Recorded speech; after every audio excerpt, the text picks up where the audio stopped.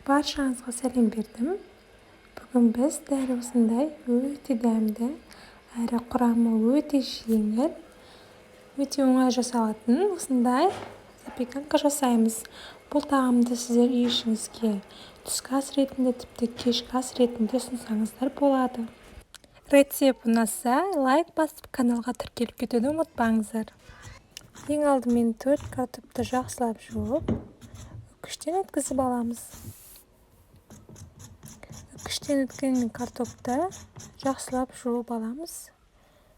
Жуып, құрғақ ыдысқа бөлек алып қоямыз.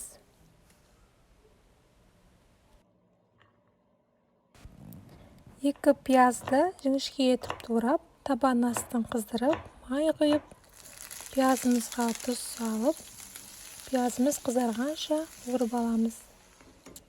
Бөлек ыдысқа 2 жұмыртқаны жарып, қалауларыңызша тұз сеуіп, жақсылап араластырамыз. Дайын болған жұмыртқамызды бағана үкіштен өткізіп қойған картопымыздың үстіне құйып, жақсылап араластырамыз. Және үстіне 3 ас қасық кукуруз крахмалын қосып, тағы да араластырамыз. Араластырып болған соң, картопымызды 5-10 минутқа қалдырып қоямыз. 100 грамм сырды үкіштен өткізіп, дайындап аламыз.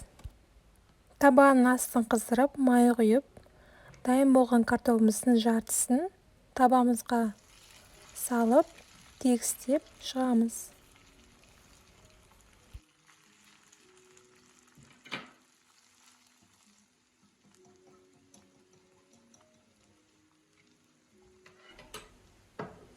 Оның үстіне сыр саламыз. Және барып, бағана қуырып, дайындап алған пиязымызды да тегістеп, әдемілеп жайып шығамыз.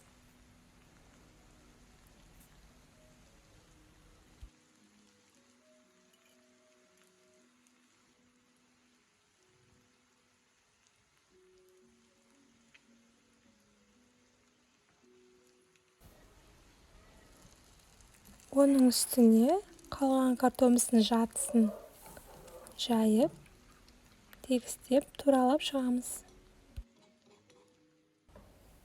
Бетін жауып, 10 минут баяу отта қуырамыз.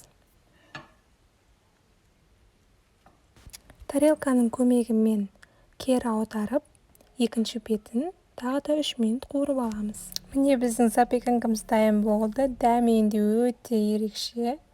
Күнделікті дайындап жүрген картоптан ерекше. Дайындап көрсеңіздер өкінбейсіздер. Рецепт ұнаса, лайк басып, каналға тіркеліп, комментарий жазуды ұмытып кетпеңіздер. Астарыңыз дәмді болсын.